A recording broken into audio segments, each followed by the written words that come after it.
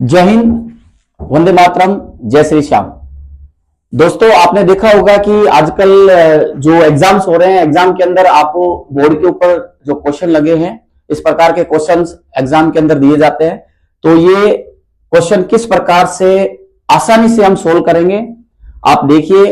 हमारे साथ में एकेडमी के मैथ्स के स्पेशल टीचर जो कि किशन जी हैं, आपको ये ट्रिक के थ्रू आसान तरीके से आपको ये क्वेश्चन हल करके दिखाएंगे। तो आइए किशन जी, बताइए आप। देखो बच्चों, ये जो क्वेश्चन दे रखा है, सीरीज का सवाल दे रखा है। सर्च और इंडेक्स के अंदर ये सवाल पूछा जाता है कि under of 56 plus under of 56 plus under of 56 plus ये इंफिनिटी तक चलता है और इसका मान ज्ञात करना होता है।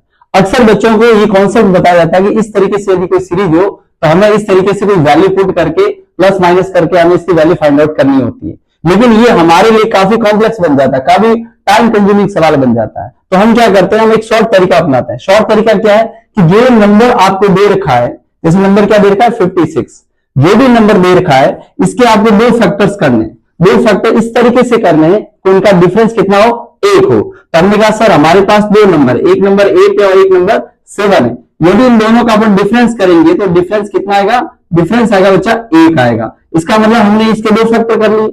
ये दो फैक्टर, इन दोनों फैक्टर में से कोई एक वैल्यू होगी जो इसका आंसर होगा।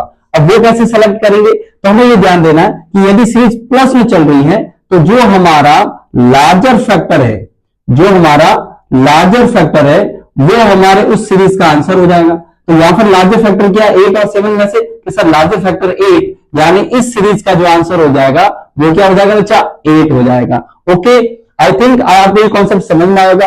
ये सेम कॉन्सेप्ट आपको इस क्वेश्चन में अप्लाई करना है और आपको इसका आंसर मुझे बताना है। ओके बच्चा, जय हिंद, जय भारत।